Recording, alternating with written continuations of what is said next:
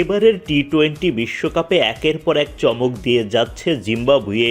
Underdog হিসেবে বিশ্বকাপ শুরু করা জিম্বাবুয়ে গ্রুপ পর্বে পরাজিত করেছে অস্ট্রেলিয়া ও শ্রীলঙ্কার মতো শক্তিশালী দলকে। গ্রুপ পর্ব পেরিয়ে জিম্বাবুয়ে অধিনায়ক সিকান্দার রাজার নজর এখন সুপার 8-এর দিকে। রাজা জানান, 3 ম্যাচের মধ্যে যদি 2টিতে জিততে পারি তাহলে কে জানে কি হতে পারে। সবাই তো আন্ডারডগের গল্প ভালোবাসে। গ্রুপ পর্বের শেষ ম্যাচে শ্রীলঙ্কাকে হারানোর পর অধিনায়ক সিকান্দার রাজা দলের পারফরম্যান্স ও ভবিষ্যৎ পরিকল্পনা নিয়ে খোলামেলা কথা বলেন। এদিন আগে ব্যাট করে শ্রীলঙ্কা করে 178 রান, 3 বল হাতে রেখে 182 রান করে জয় তুলে নেয় জিম্বাবুয়ে। 26 বলে 45 রান করে ম্যাচ সেরা হন রাজা। ম্যাচ শেষে তিনি বলেন, আমরা সামনে তাকিয়েই এগিয়ে যাচ্ছি। যদি আমরা বর্তমানের দিকেই চোখ রাখি তাহলে আমি মনে করি না কেউ আমাদের কোনো সুযোগ দিয়েছিল। সবার হৃদয় ও সম্মান জয় করা এবং এই জায়গায় থাকা সত্যিই দারুণ অনুভূতি। টস হারলেও দল যে আত্মবিশ্বাস হারায়নি সেটিও তুলে ধরেন রাজা।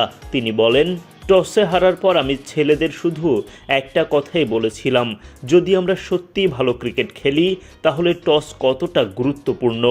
আমি বোলিংয়ে এসে দেখলাম ফিঙ্গার স্পিনাররা খুব বেশি টার্ন পাচ্ছে না, তাই আমরা তাদের ওপর চাপ তৈরি করতে পারি। ড্রেসিং রুমে এসে আমি বলেছিলাম তারা 10 রান কম করেছে। আমরা প্রতিটি পরিস্থিতির জন্য অনুশীলন করেছি।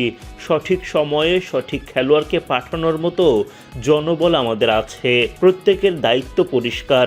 এ কারণেই ড্রেসিং রুমে আত্মবিশ্বাসটা দেখতে পাচ্ছেন।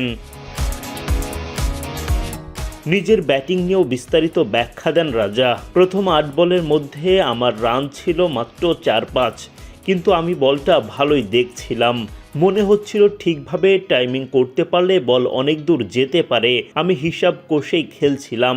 একটা 20 রানের ওভার দরকার ছিল।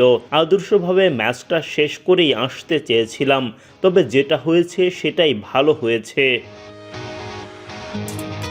এদিকে অপরাজিত 65 রানে দারুণ ইনিংস খেলা বেনেটের প্রশংসা করতে ভুলেননি রাজা।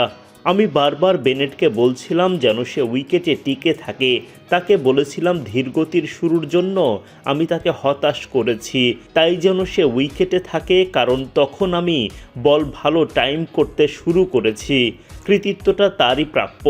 সে প্রতিটি ম্যাচেই এমন করে যাচ্ছে, আর তাকে আরও উন্নতি করতে দেখার জন্য আমি মুখিয়ে আছি।